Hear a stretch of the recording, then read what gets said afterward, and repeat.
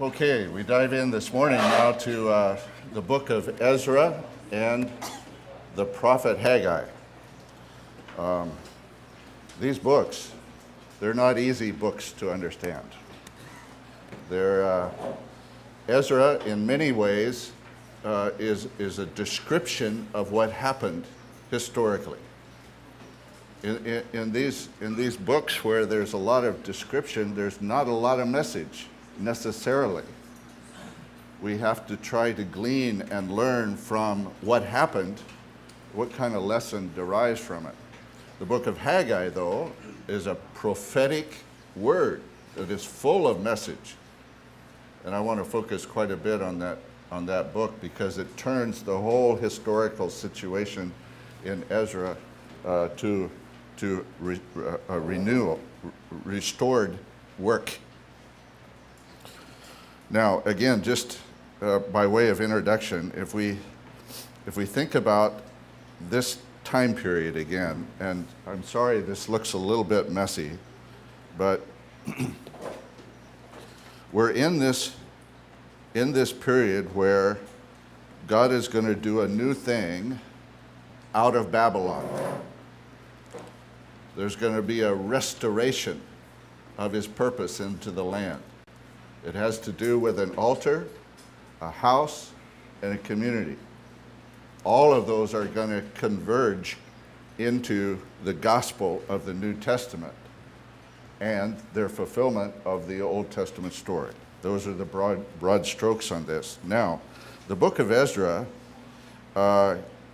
is describing activity from about 538 BC, and this is when Cyrus gave a decree for the Jews to feel free to leave and to go back to the land.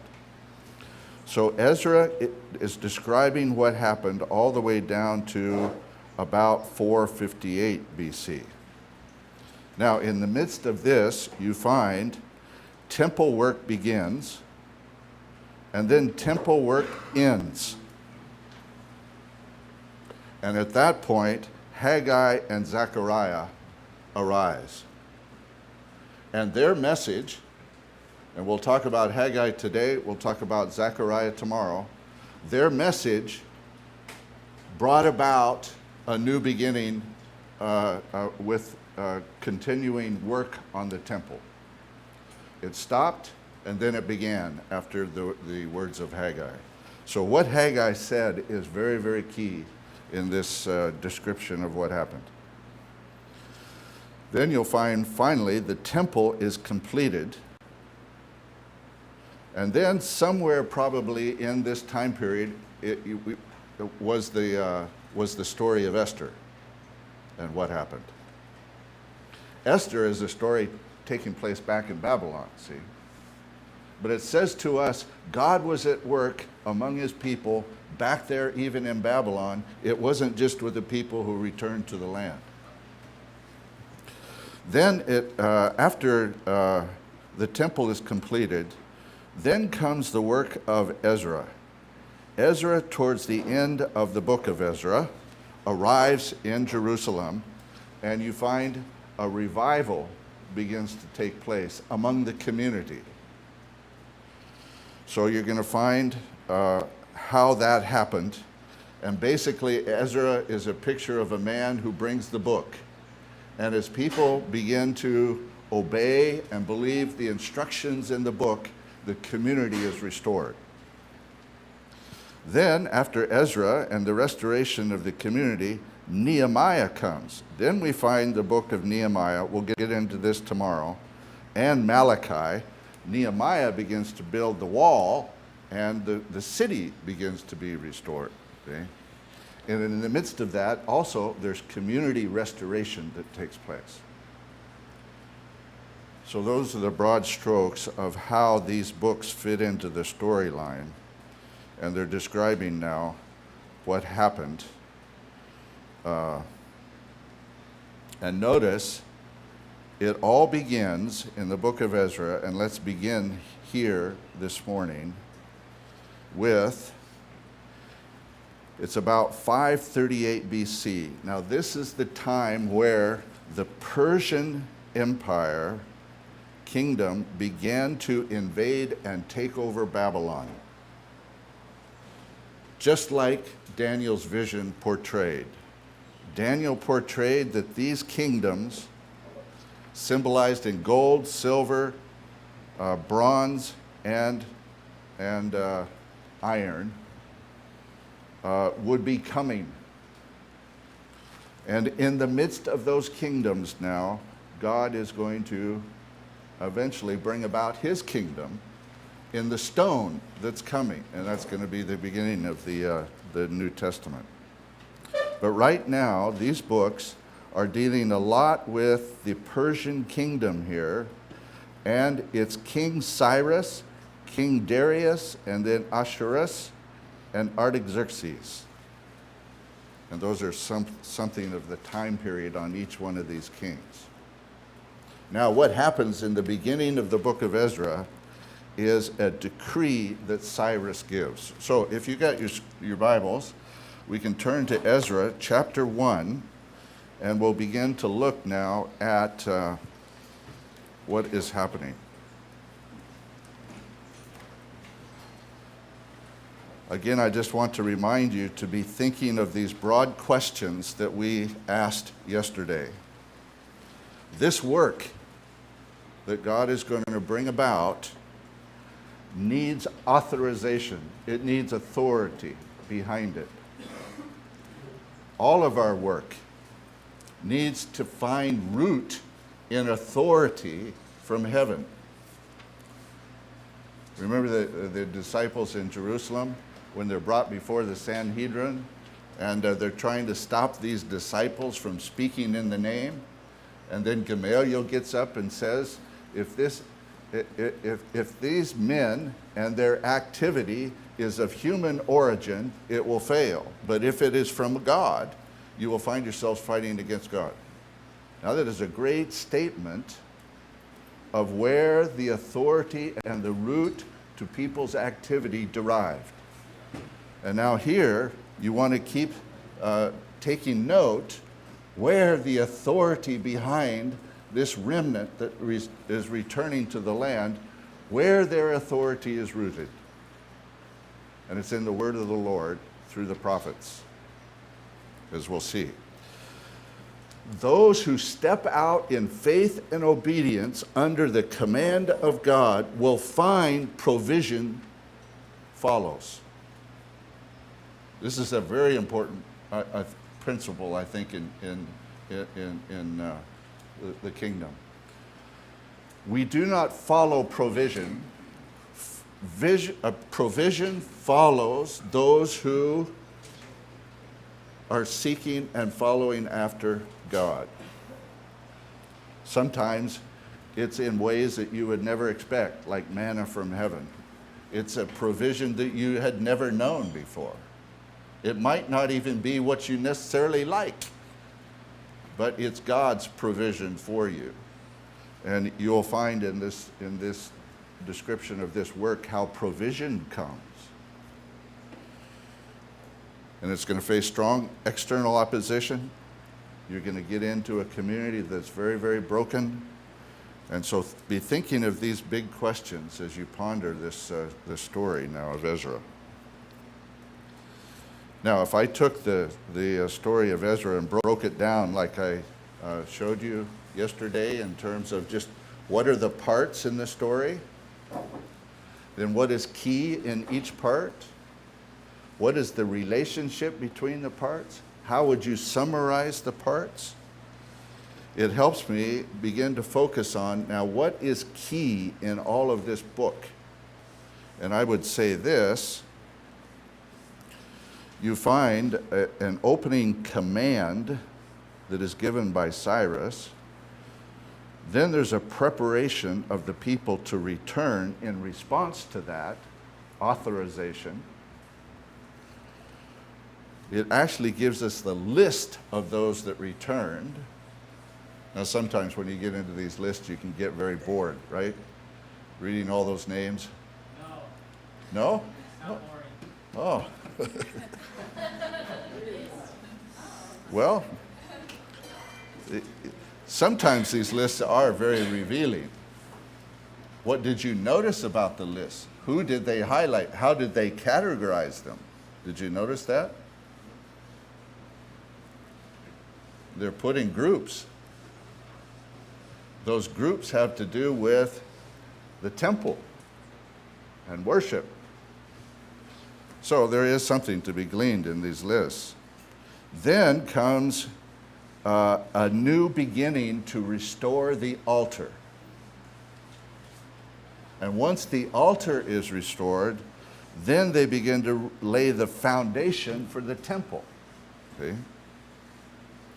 And then at this point, opposition arises. And it goes back to Babylon for authorization to stop the work. And a letter is written to Artaxerxes and a response to halt the work takes place. Then arises the prophets Haggai and Zechariah. And in response to that prophetic work, the temple and its building is renewed, and it finally is completed. Then the second part to Ezra, so all of that seems to be one major section to the book. Then comes in chapter 7, verse 1, all the way to the end, Ezra comes to Jerusalem. He's got the book, and now you begin to see what happens when he comes in among the community, and he's to evaluate the community according to the law, because he's a teacher of the book. And you find what comes to light and how people respond to that, and there's a new purification to the community that takes place. Now, what would be key in all of this to focus on? For me, I think the authorization of how this began is very, very key. I think it's of great value to look at the opposition that arose in response to the building of the altar and the foundation of the temple. What was the nature of that opposition? It's very revealing. Then we get into the work being stopped, and we'll end this morning getting into the book of Haggai.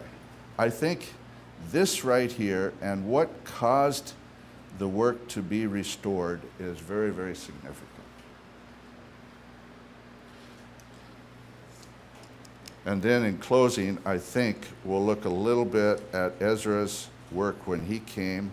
It's a priestly work that Ezra brings. Haggai is a prophetic work that he brings. And the authorization is a kingly work. The king authorizes. The prophets in relationship to king were people who brought the word of the Lord to either affirm authority through the king or to rebuke the authority of the king, to turn him back into alignment with the kingdom. And you find over and over again how significant prophets are in terms of kingship. Priests are those that restore the heart in relationship to the rule of God. And so you got kings, prophets, and priests, and that's a leadership model that is very, very significant. We find this in the biblical story. Even in our organization, it's interesting, in the last 3 years, we have experimented with the idea of having 3 general directors as one. So there's 3 of us to be general directors of our campus. We all 3 sort of have different giftings. And it's an experiment to see, one is very pastoral, one is more administrative, and I am a little bit more prophetic. And so we're finding how to mix these 3 functions together. And there's some great value in it because there's check and balance. There's more breadth in terms of leadership. And community can respond to one general director and it's brought to all. Anyway, we're in the midst of that experiment. It's similar to, I think, the type of leadership that you find emerging in the biblical story, especially in these parts, where there was king, there was priest, and there was prophet. Okay? So that's kind of the broad picture again for this morning. Now, let's just think again about this for a minute. How important it was when they came back to the land to restore the altar. The altar is a symbol of what? Sacrificial worship. It was laying on the altar. All of us are called to lay our lives on the altar. His sacrifice calls us to lay our lives down. Holy. Now, in the text it talks about a sacrifice as there's one that is a holy burnt offering. That means one that is totally given over and consumed.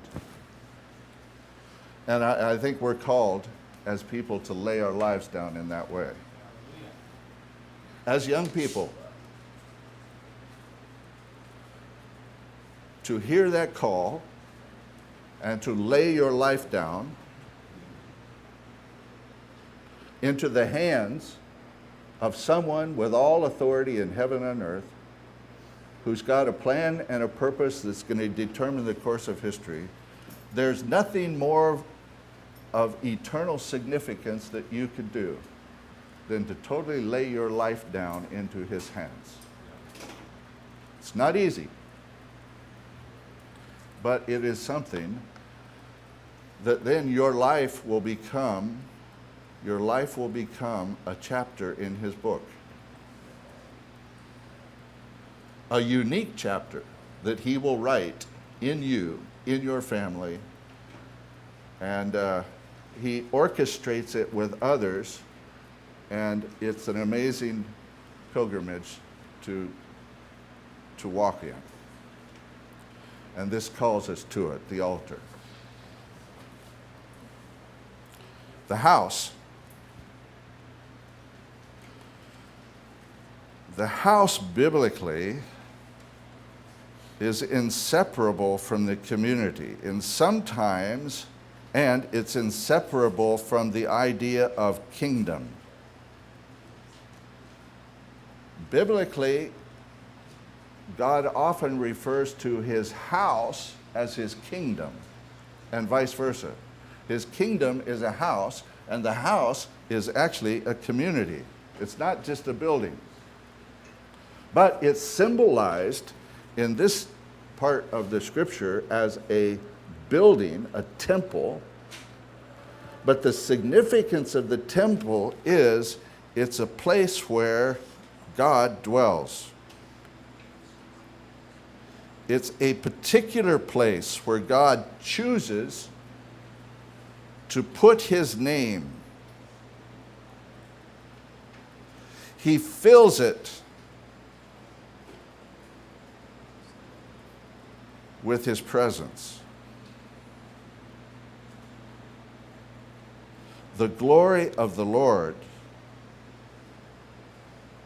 comes into this place. And we're called into that place. And it has to do with the oneness of the community in relationship to our God. And we dwell with him. That reflects, when we become one with God, we reflect his image. You know what you said about the image, the eyes and ears, that comes from Psalm 115. Psalm 115 says, and it's referring to an idol that has eyes and ears and mouth and so forth, see? And after it describes an idol, it says, those who worship them become like them. See, and that's why we become like what we worship. In fact, the 10 Commandments, 5 vertical commands, 5 horizontal commands, when we yield ourselves in submission to them, and notice the first one is, do not worship anything that is false. When we walk in that command, we become like him. He is holy, we become holy. He sees, we see. He hears, we hear. In fact, our image that is corrupted by walking in lie is restored when we walk in the command. When we walk in that command, we become like him, and then we treat others horizontally as he is in us. So if we love God with all of our heart, soul, mind, and strength, we then love our neighbor as ourselves. Now, all of that is to reflect his image. Those commands and that covenant that we're called into is to create on the earth people who reflect his image, because he's going to fill his whole house with his image. Okay. Now, he says, so God created man in his own image. In the image of God, he created him. And then comes the punchline, male and female, he created him. That's Genesis 1:27. But notice the punchline comes, it's male and femaleness that reflect this image in its totality. And that symbolized in marriage is kind of the foundation for family and for community on the face of the earth. When that gets corrupted, and you'll see in this story, this community gets corrupted because they start marrying women who worship idols. And if you take an idol and marry it, you corrupt the foundation of the fabric of family and community on the face of the earth.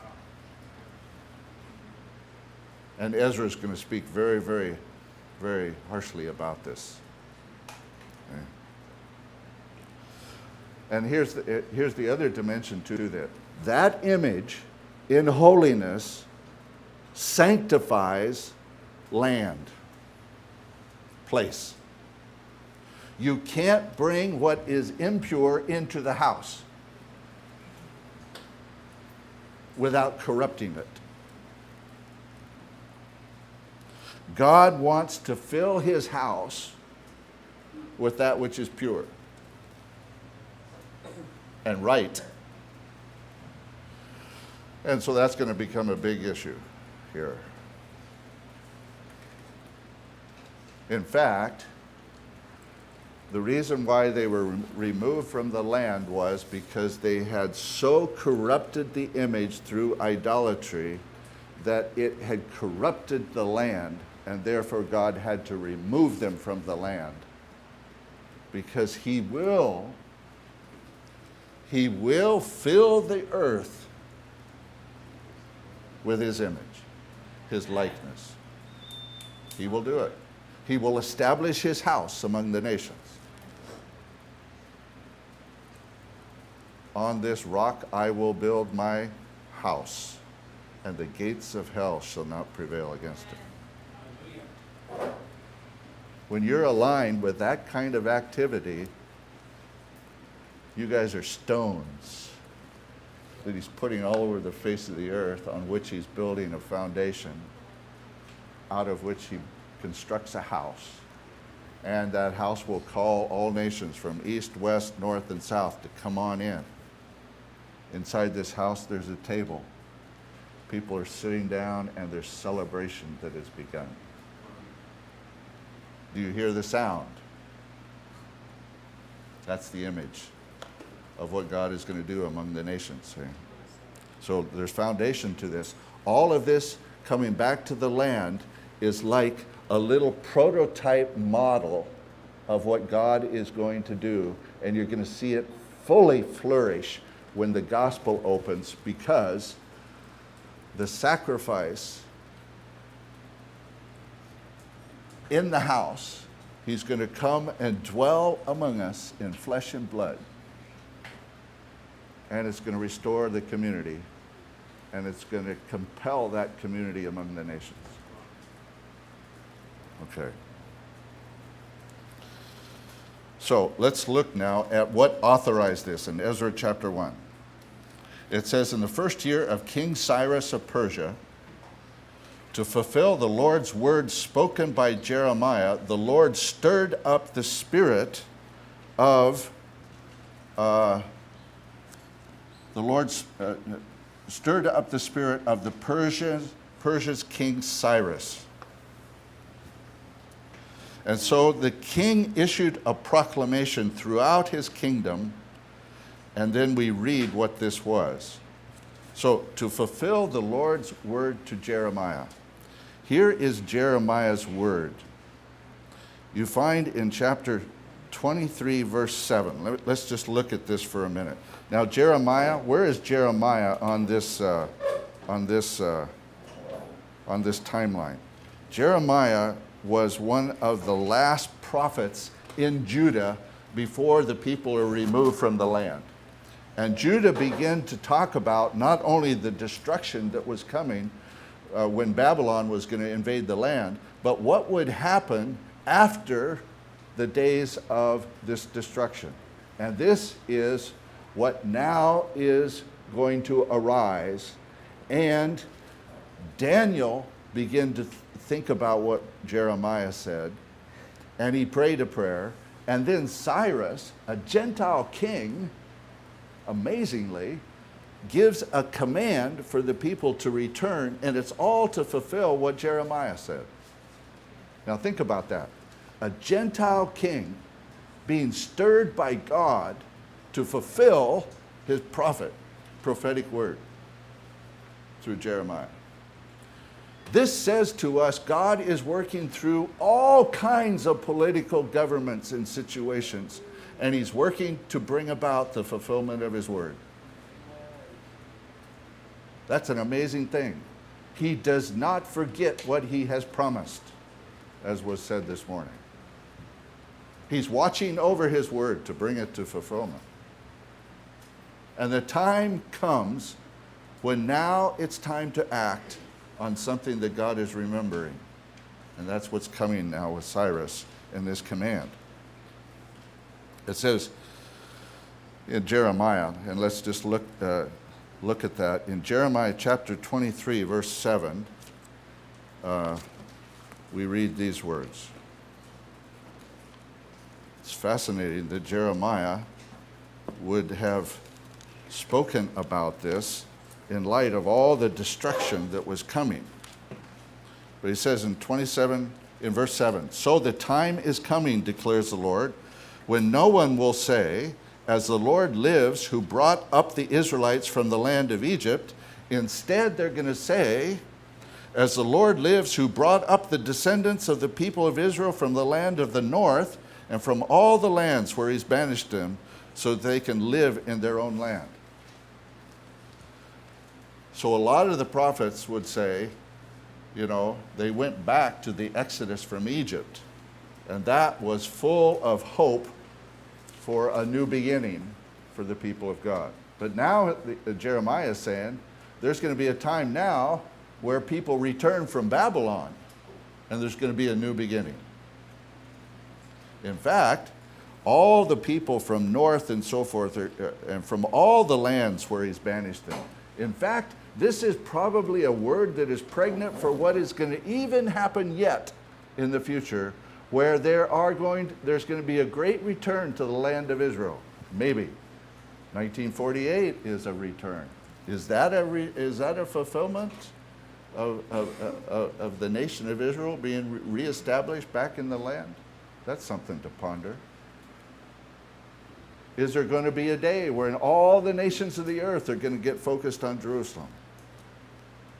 When I read Scripture, I have growing expectation that that's going to happen.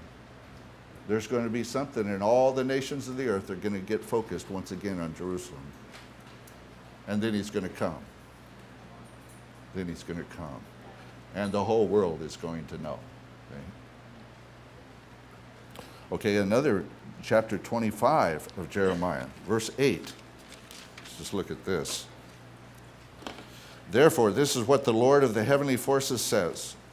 Because you haven't listened to my words, I'm going to muster all the tribes of the north, and my servant King Nebuchadnezzar of Babylon, declares the Lord. I will bring them against this country and its residents, as well as against all the surrounding nations. I'm going to completely destroy them, and will make them an object of horror, and so forth.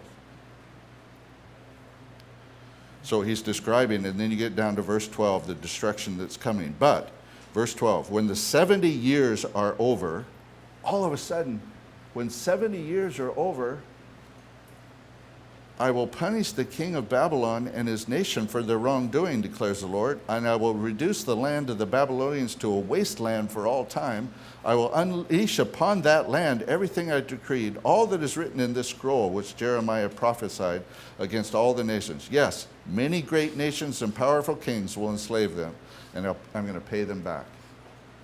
And so now, there is a prophetic word from Jeremiah that after 70 nations, there's going to be another nation, and this is the Persian kingdom that's going to come against Babylon. And sure enough, it's happening. Cyrus is the first king of the Persian Empire. Now, it's interesting with Cyrus, I don't know if he knew about the prophecy of Jeremiah. We find later on, Cyrus actually gave the decree to go back to the land because he felt like the God of these Jews lived in Jerusalem. They were very tribal-oriented gods of particular places. And so he wanted the Jews to go back and to make proper sacrifice to that God so that wrath would not come upon his kingship. That's pagan thinking. But that gave authorization for the Jews to come back. The Jews now, though, are fulfilling the words of Jeremiah in coming back. 70 years is up. Cyrus has come into power, and now he gives this decree. Amazing. This is orchestration of heaven. This is authority that is coming through Gentile king to fulfill the word of the Lord through Jeremiah. Now, just one other. It says, remember Daniel chapter 9? Daniel chapter 9 is having his quiet time in Jeremiah. And all of a sudden he recognizes, 70 years is up. Jeremiah said when 70 years is up, there's going to be a return to the land. And so Daniel, in Daniel chapter 9, he begins to pray that God will do a new work in Jerusalem. And we find then he begins to call on God to restore his house and his city in Jerusalem. And we read that in Daniel chapter 9. So, what's behind you? Daniel has been praying. Think about your life. How many of you have people who've prayed for you? How many have grandmothers that have prayed for you? Yeah, boy, I had a grandmother that prayed for me. And I can say my life in many ways is probably an answer to many of her prayers.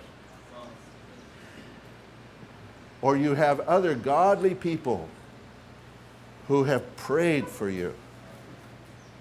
So what is behind you is a God who's heard that prayer and he is ready to answer it. And your life is going to be God's way of answering your grandmother's prayer. Just like here, Daniel's prayer has been heard. God remembers. And now comes the time where it's going to be fulfilled. Daniel got his prayer from Jeremiah. Jeremiah got his prophecy from previous prophets. And prophetic word is like a vine, and it just spreads from one to another, and it is a great orchestra of pronouncement that God has heard, and he will bring it to fulfillment. And that's what's behind us in our work. Okay? Okay, so they return to the land, and they begin to build the altar, and then comes opposition. This is opposition now in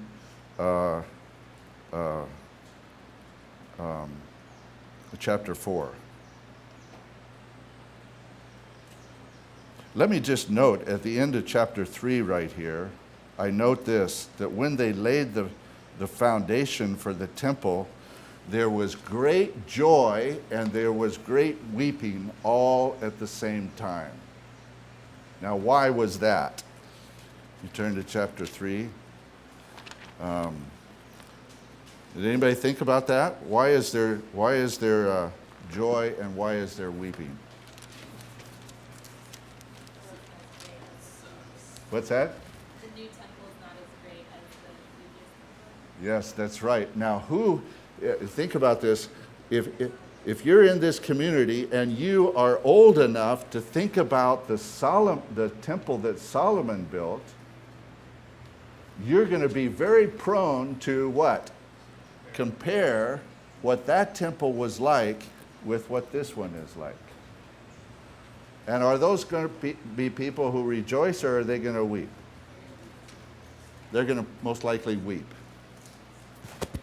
The younger people who do not know about that Solomon temple and see this temple, they're going to rejoice. Now we're going to get into this because Haggai is going to refer to this dynamic in one of his prophecies. From what, oftentimes when you have a community that is mixed generationally, and you have older people and have younger people, it's very interesting what happens when new work begins. The older people compare the past, and the younger people rejoice in the present. And you got this tension that arises. It's even in our community in Pasadena. You've got older people who remember the days when things began. It's 40 years now since those days. And you got younger people who've just come into the community and they have no idea what that was like. They can be very encouraged with what's happening in the present, and the old people say, oh, it doesn't even compare to that. That's very discouraging to young people. Very discouraging. Oh, I hate it. I hate it. When we dampen new beginnings in a younger generation. It's so easy to do with older people. We got to be very, very cautious. Got to be very, very cautious. Okay, so now chapter 4, and we get to the opposition. Let's just look a little bit at the opposition. We won't spend a lot of time, but it's insightful to see what happened. So Ezra chapter 4, beginning with verse 4. Somebody want to read that verse? Somebody read that verse.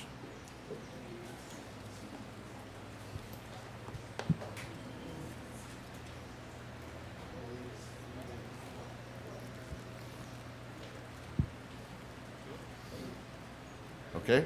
Go ahead, read it. Yeah, verses 4 and 5. Yeah. Then the local residents tried to discourage and frighten the people of Judah to keep them from their work. They bribed agents to work against them and to frustrate their plans. This went on during the entire reign of King Cyrus of Persia and lasted until King Darius of Persia took the throne. Yeah. So there, right in verse 4, is almost a summary of all the opposition. And what are the words that are being used? The neighboring peoples discouraged,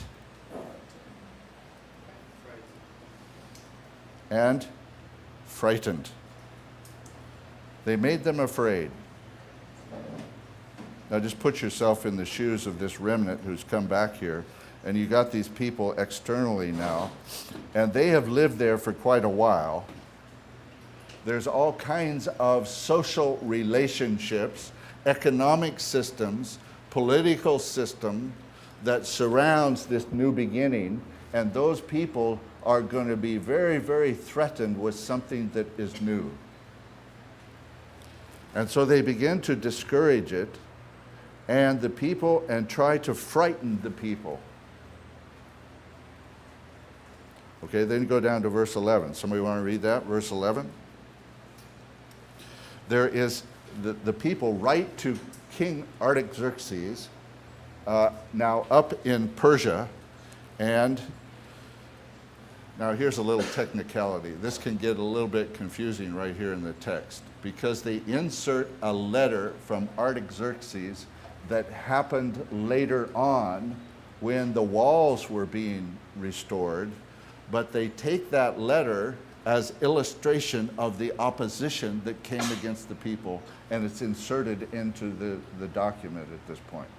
So that's why now it comes from Artaxerxes instead of from Cyrus or Darius. Okay? So let's look at verse 11. Let me read it. King Artaxerxes, from your servants, the people of the province beyond the river, may it be known to the king that the Jews who left you and came to us have arrived in Jerusalem. They're building the rebellious and wicked city. A rebellious and a wicked city. Now here's what often can happen when God is doing a new thing from you. The enemy will come and remind you of your past failures, where you have been wicked, where you have been rebellious. Oh, Satan loves to take those things and just keep speaking them to you over and over again. You cannot do this new thing because you've got a bad past. Does that happen to any of you? I think it happens to probably all of us. There's past history where Satan loves to take and to constantly speak it to you, to discourage you, to remind you that you're not worthy to do something new. And this is what's happening here. They are rebuilding that rebellious and wicked city. They are completing the walls and repairing the foundations. May it be known to the king that if this city is rebuilt and the walls completed, they will not pay tribute. You're going to lose financially if this happens. Taxes will be lost, and the royal revenue will be reduced. Now, one root of a lot of opposition to new work, it's financial opposition that comes, in which somebody is threatened that they're going to lose out financially. Just take note of that. It will happen. Since we receive our salary from this place, since it's not fitting for us to witness the king's dishonor. Now you wonder, do these people are they really concerned about the dishonor of the king? Sometimes you wonder. They probably just say that to appease the king. See? Or they're getting paid by the king, and now they feel like their salary is going to get reduced. So therefore, we're informing the king that you need to stop this before it goes any further. And so the work stops. Verse 19, it says that he issued an order. They searched and discovered that this city had a revolting and rebellious past. Therefore, they shut it down, and the work stopped. They were rebuilding the foundation of the temple. So it stops.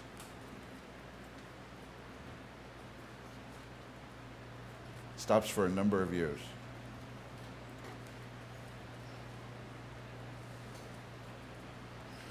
Then comes the word of Haggai, the prophet.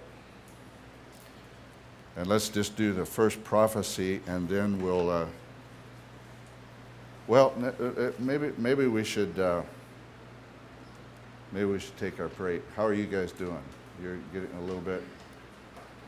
Why don't we stop at this point and just let me hear from you a little bit of your response at this point. What's speaking to you in this? What do you think is significant now in what we've been over thus far? Any thoughts? I can think of times, even just recently in leadership, where as my level of like influence of the people that I was in charge of increased, my level of like having to fight shame and like memories of the past actually increased for some reason. I And see. So Okay. as you're just talking about like the enemy loves to remind you of times when you were rebellious and make you feel unworthy of the call in your life. I can just think of times in my life where that's been true, Yeah. that's been a form of opposition. Yeah. Anybody else identify with that? You know, sometimes it's good to have people gather around you and pray for you when you're really struggling with that kind of thing. Because this is spiritual warfare of Satan trying to get at you, to get you off track. Sometimes I feel that deeply. And there's been times where people will gather around and pray for me, and I just feel like, oh boy, I needed that so much. I needed that so much. And it's communal fighting for one another, for God to be able to do a new work in us. And it's got to be a deliverance from that accusation of Satan, in which he will constantly bring up those past things, and you need to find that victory that breaks those things, sets you free, delivers you from them. Amen?